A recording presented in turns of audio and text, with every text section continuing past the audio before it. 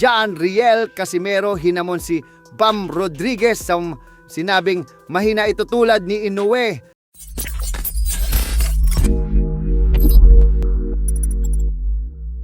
So hinamon nga po ng ating pambato na si former 3 Division World Champion Angas ng Pinas John Riel Casimero, si pound for pound superstar Jesse Bam Rodriguez matapos nito mapanood ang laban nito kontra kay Antonio Vargas. Sa kabila nga po ng napaka-impresibong performance na ipinamalas ni Rodriguez sa kanyang kauna-unahang laban sa bantamweight division kung saan tinalo niya via knockout ang WBA World Champion na si Antonio Vargas, ay tila hindi nga po dito napabilib ang Angas ng Pinas. Alam po nating lahat na mainit na pinag-uusapan ng potensyal na blockbuster showdown sa pagitan ni Naoya Inoue at Bam Rodriguez.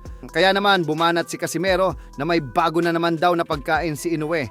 Ang liit lang daw kasi ni Rodriguez at mahina ang galawan kaya easy work lang umano ito para kay Inoue. Kaya naman tanong ni Casimero sa mga fans niya ay kung gaganahan pa daw ba kayong manood pag nagtuos ang dalawa kasi mga mahinang boksingero lang daw talaga ang pinapalagan ni Inoue.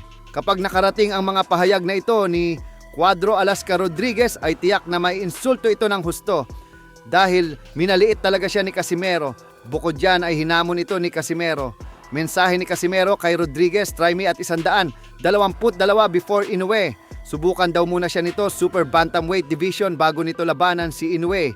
Aakyat din kasi itong si Bam Rodriguez sa 122 kaya maganda kung subukan muna daw siya ni Rodriguez sa division na yan bago daw harapin itong si Inoue. Banat pa nga po ni Casimero kay Bam, hindi pa nga daw ito handa kay Inoue kaya ibig sabihin po niyan ay may nakikita ng butas si Casimero sa mga galaw ni Rodriguez at alam nito kung paano niya ito tatalunin. Sa kasalukuyan ay wala pa pong sagot si Rodriguez sa pahayag ni Casimero pero hindi po imposible na mangyaring ang bakbakan ng dalawa dahil ang promotor ni Rodriguez na si Eddie Hearn ay pamilyar sa lakas at tibay ni Casimero gawa ng pinataob na dati ni Casimero ang kanyang alaga na si Charlie Edwards. Kaya kung maghaharap talaga sila ng isa pang kalaban para kay Rodriguez bago tuluyang sumabak kay Inoue ay pwede nilang i-konsidera ang hamon ng Angas ng Pinas. Bukod kay Casimero ay andyan din ang posibilidad na mga kalaban ni Rodriguez ang Pinoy boxing legend.